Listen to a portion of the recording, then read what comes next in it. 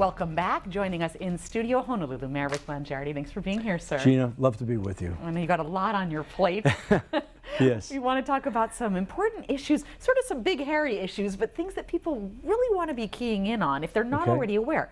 There's a big Alawai flood control project going on with the Army Corps, all sorts of state, federal, and local agencies. Why should people care about what's going on and engage? Well, that's a great question. It's a real concern to us as well. Look, fundamentally, there are 200,000 people who live in the Alawai Basin, from Manoa, Makiki, Mo'iliili, Waikiki, Kaka'ako. So that's one aspect of protecting the public from a really dangerous weather event. But even beyond that, it threatens the economy of our state. You know, Waikiki is responsible for 8% of our state gross product. Something has to be done, number one. Number two, you know, we got a second chance at this right after we got into the administration. Before we came in, the Army walked away.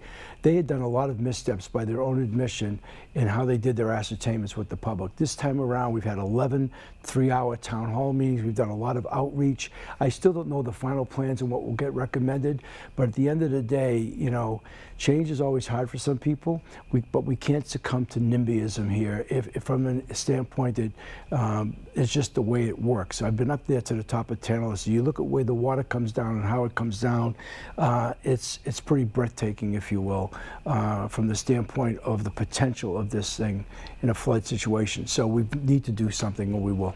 So I can't believe we're only more than just over a month away from the train opening. Think about all those years.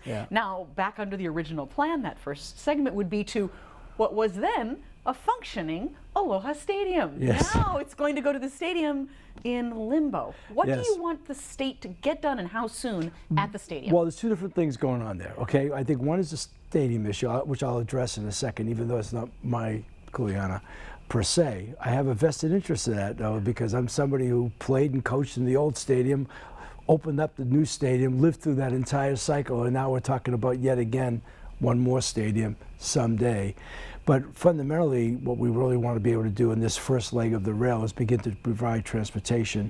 What we estimate will be about 10,000 people a day initially to Aloha Stadium, but it gets us past the first big employment center of Pearl Harbor.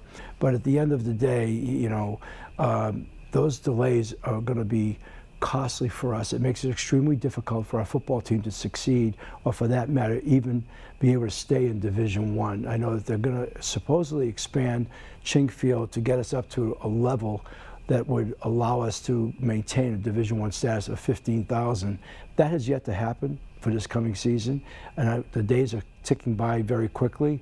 We need to get that stadium built, and the last thing that I heard was potential, maybe it would be ready in 28. That's a long time from now. If I'm out recruiting, I'm not even telling a young man that he's going to play in the new stadium. I don't think anybody has settled in yet on whatever. And the last one I heard, which was kind of mystifying, was 25,000 seat stadium, bleachers only, with some kind of grassy hill or whatever. And if we get successful someday, we could build more. That doesn't make any sense to me.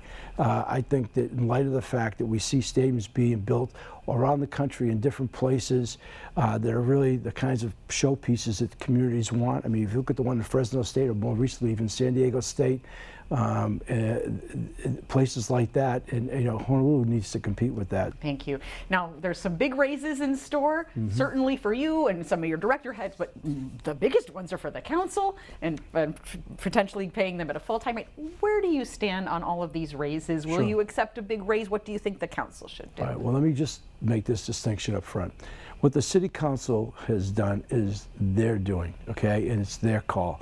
I will say this in defense of the city council, in that the things that they do, that they're responsible for, it really has to do with the creation of laws. It's very complex stuff, very difficult, requires hours and hours of reading. I don't believe that anybody could do that as a part-time job. With respect to our team, you know, we didn't get any credit for saying no for the last 2 years when we were asked to get raises. I waived giving raises for the last 2 years.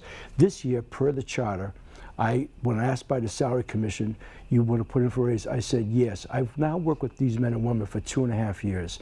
I know how hard they work. I see the potential of the work that they are doing and what it represents for the city. So I said yes. I had nothing to do with the number.